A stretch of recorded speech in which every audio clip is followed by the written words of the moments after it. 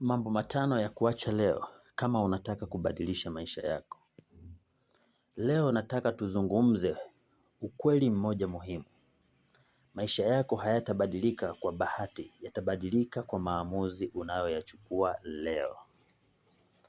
Kuna mambo mengi tunayafanya kila siku bila kujua yanatuzuia kufanikiwa.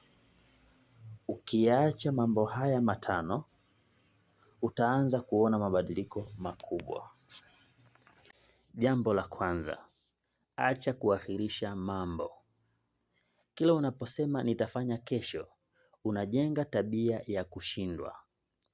Watu wanaofanikiwa hawasubiri motivation, wanaanza hata kama hawajisikii vizuri.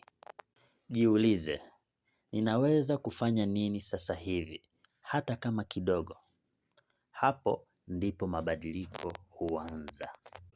Namba 2, acha kulalamika. Kulalamika hakubadilishi hali yako. Kila dakika unayotumia kulalamika, unapoteza nguvu ya kufikiria suluhisho. Badala ya kusema maisha ni magumu, anza kusema ninawezaje kufanya yawe bora. Mabadiliko huanza kwenye mawazo yako. Namba 3, acha watu au mazingira yanayokuvuta nyuma.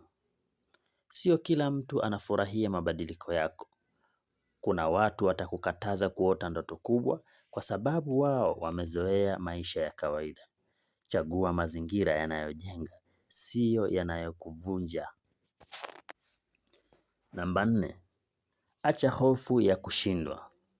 Kushindwa sio mwisho, ni sehemu ya kujifunza.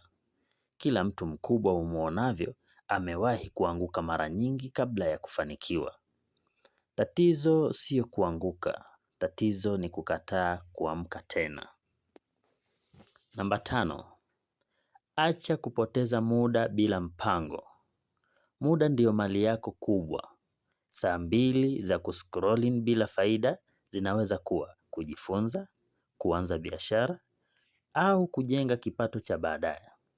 Jiulize, muda wangu unanijenga au unanibomoa? Kama unataka kubadilisha maisha yako, usisubiri kesho. Anza na hatua ndogo leo. Badilisha tabia moja. Acha kitu kimoja kinachokuzuia. Fanya jambo moja lenye maana. Kwa sababu ukweli ni huu. Maisha yako yanabadilika pale unapobadilisha tabia zako za kila siku.